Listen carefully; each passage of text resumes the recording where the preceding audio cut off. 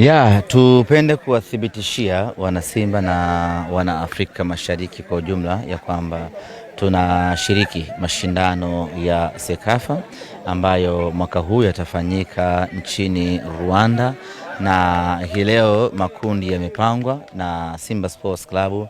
Tumepangwa kundi A na timu ya Singida, timu ya Jamus pamoja na timu ya Mogadishu City.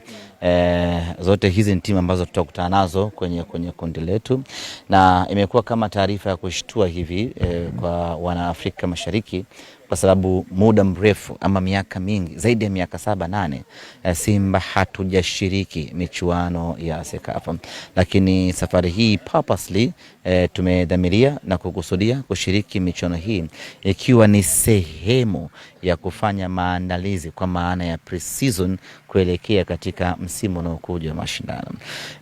Mara nyingi tumekuwa tukienda nje ya nchi ama nje ya bara la Afrika, aidha Uturuki, Afrika Kusini ama Misri, kwenda kuweka kambi, lakini sasa hivi tuna changamoto kubwa ya muda.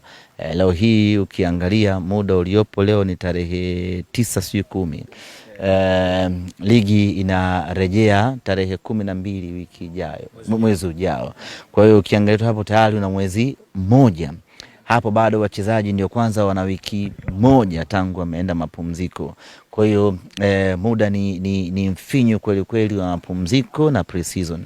Sasa tukapiga hesabu zetu za kiufundi kwa kushirikiana na benchi la ufundi, tukasema the best way ya kuweza kupata muda wa maandalizi na muda wa mapumziko, basi tufanye pre-season yetu kwenye mfumo wa mashindano.